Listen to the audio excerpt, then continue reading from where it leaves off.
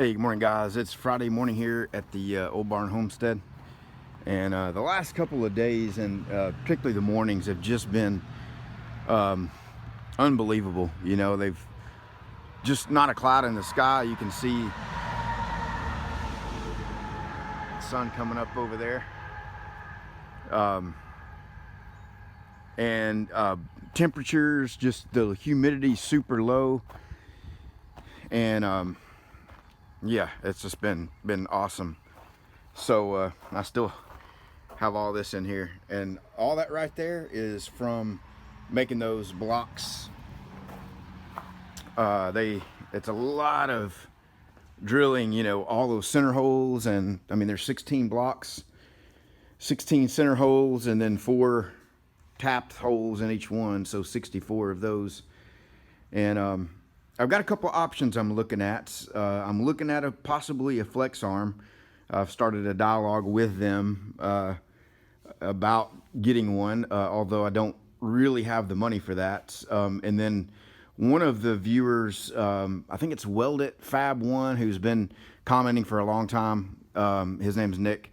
Reached out, sent me an email. He's got a flex arm. He's going to send it to me. No, I'm just kidding.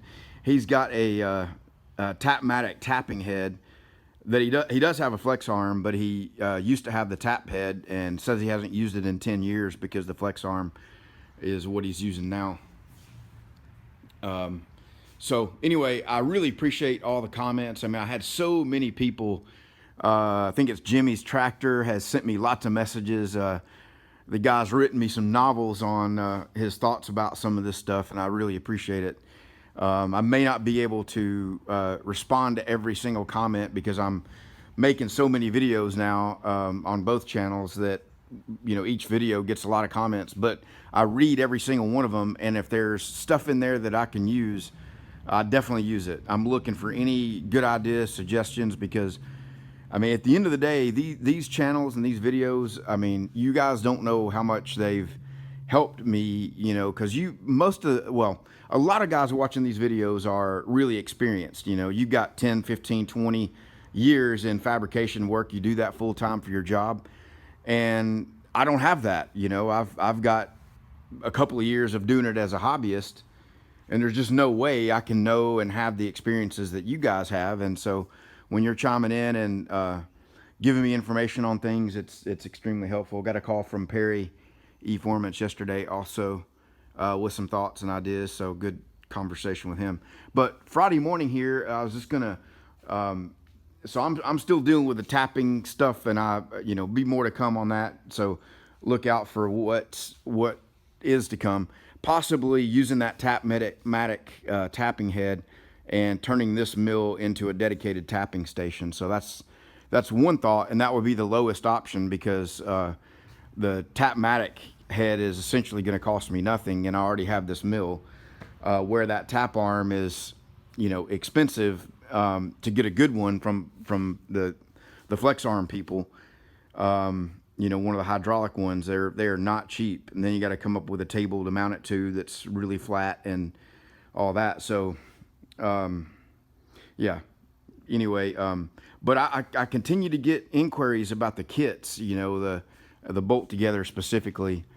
And it's funny, you know, I've had a couple people on eBay contact me and say, oh, well, I've designed that exact same table kit, those legs, and I'm shopping it around locally to see what I can have a machine shop make those blocks for, and a CNC table shop cut those brackets out. And I'm like, listen, if you're making that like some kind of threat, you can do it all day long, because I guarantee you will not find anybody locally that will do this and buy all this stuff for the same thing I'm selling it for, because the materials alone are $250 of it, you know, and so that leaves $350 for the labor to cut it all out, the electricity to run the table, because that, you know, that's not cheap and free. So it's interesting when people try to use that as some kind of leverage, and, you know, and anyway, I think I'm going to, you know, and E-Formance pointed out that a lot of people might like this design. I don't have all the bolts in this one because I was messing around with it. Might like this design just because of the aesthetics of the bolts, you know, and having it sort of tie into the mechanical bolted together theme. And if you weld it, you kind of lose that. And it being, you know, the socket head or the button head, you know, socket screws, you know, kind of makes it look like a rivet on there. So anyway, moving on to a different topic of something I've been thinking about and really want to figure out a way to get to it is all this spray foam that, you know, has just been left here exposed. I mean, if you were trying to come up with a couple of colors that you wanted to pick out for something, you know, dark maroon and banana yellow, I mean, those are about the two worst colors that you can imagine. And when you just take a look in this shop and you look in the background of all my videos, it's just nasty. You know, I try to get the camera angles more like this in videos, but not always, you know, depending on what I'm doing it. And to get a wide angle shot, you almost always get some of the spray foam in it. So what I'm thinking about doing is, you know, to get the R panels that'll go up to the ceiling is pretty inexpensive, but there's nothing up there to attach them to. There is a purlin that runs along, you know, that outer edge, but there's a lot of conduit and things attached to it, you know, all around. So what I was thinking about doing is using some 2-inch square tubing and welding it to this side of the, you know, slide it up in there and weld it so that it's butted up against this side of the beam, you know, pretty close up, as high up as I can get it. May even run it, you know, just inside that little triangle bracket there, you know, and then catch it on this one as well. I may have to move my airline right there, and that would give me a top mounting point. And the bottom mount, I could just overlap the bottom here, pull these screws out and overlap it in there, and that would cover that. And then as far as the exposed beams and the rest in the ceiling, the way I've done the lights and the conduit and air lines and everything else, it would be a lot of work to go back and put panels in the ceiling. So what I thought about doing there is I did some research, and it can be painted with, you know, water-based latex paint, is just paint all that and the beams, you know, and paint it all white, so that it's, you know, you get the best reflection from your lighting and all that, and it sort of blends in better. And I would do the panels that go from here up in white as well. So that's what I'm thinking, you know, and I don't think it would be a terribly expensive job, but being that YouTube is kind of a big focus for me, and really trying to push that, even though it's marginally successful, and it's, you know, it's just one of those deals where sometimes it can be really thankless work because you put lots of time into making lots of videos, and just the return on it. I mean, the ideas and the partnership with you guys if it wasn't for that, I probably wouldn't be doing it at all. Definitely not as many as I do. But anyway, so I'm thinking about doing that. And it's still quite a bit of work, and I'm not going to, you know, if I do it myself, I'm not making money if I'm doing that. And I have a lot of people waiting on me to get stuff out. So I don't know, you know, maybe hire somebody to do it or what, you know. And it's like, well, what about the barn? I talked about getting on that. It's like, dude, what are you going to do? I mean, where's your focus? And, you know, is it being a YouTuber making videos, or are you going to, you know, paint your shop, or are you going to do your barn, or, you know? And I think the answer to it is all of it. It's just a matter of figuring out what is the best way to get it all done.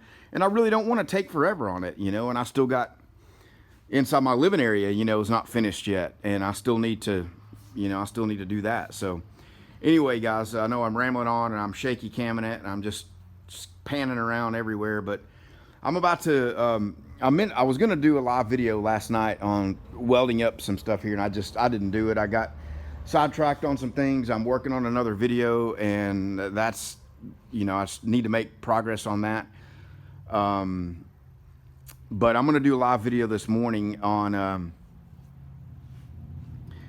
you know, on welding up these feet and leveling feet.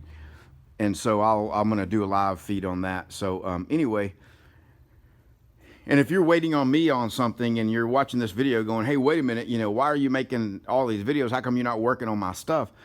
I mean, just keep in mind that the reason you know, and I think everybody that's bought something from me has got a really good deal. I mean, like some of it is just maybe even too good, you know, but you just keep in mind that the way you found me and the way that we're interacting is on the videos. And if it's not for the videos, we wouldn't be, you know, having this exchange. And so you just got to be patient with me on that. And I know a couple people have projects that they're trying to get out, and you know, they need what they've asked me to do. And so I'm trying, guys. I'm trying. Just be patient if you can. I'm working on it. And you know, just like these Cub signs, David and Tom Noble have paid me now. You know, they first just inquired about it, and I went ahead and cut them. But they've now paid me, and I've got their money, but they don't have their stuff, you know. And I think that's, these guys are the only ones that have paid. And so, but I got lots of people that have asked me to do this or that, and I've just got it on, you know, on tap and need to do it. And then there's projects like this that I definitely need to get back onto at some point. And I saw JimmyDressed. It was funny. You guys have been seeing this in videos for a few weeks. JimmyDressed is actually working on something very similar. Now I don't think he's going to try to sell anything off of it. So his is just more of a build video. But I am interested to see what design he comes up with. And but I want to get back on that as well. I've got a different idea on, you know, maybe what I end up doing with this. I wanted to do a dual purpose one, but I may not do that and just make my own version of the Portaband. And I had an idea for how I could make a really inexpensive set of plans that somebody could easily get for just a couple of bucks and make their own, you know, following what I come up with, and not do a kit on that. Just have it be plans, $3. Here's a template, download it. Here's some videos, how to put it together, you know, kind of thing. So I need to do more of those and get more of the plans out there that, you know, people can just pay a couple bucks and do, versus, you know, these kits, because every one of those that come in is a lot, you know, it's work for me to do, which I'm happy to have both, you know. It's just, I need to have more balance there. But anyway, guys, I'm going to let you go on this one. And I know I've just talked and rambled and distracted and wired up on coffee, and it's time to get going. So if you want, check the live feed on the Turbo Cobra channel coming up here. Give me about an hour. I need to get a little cleanup done. I need to get a few things ready and set. And but probably like 10:30 Central Time, check the live feed. And I'm going to do a live feed on TIG welding. I'm going to pull my welding setup out here, get it out in the middle of the floor, because I've noticed doing the live feed from my phone, it works better in this part of the shop. When I get over there, it doesn't pick up as good a signal. So, all right, guys, see you.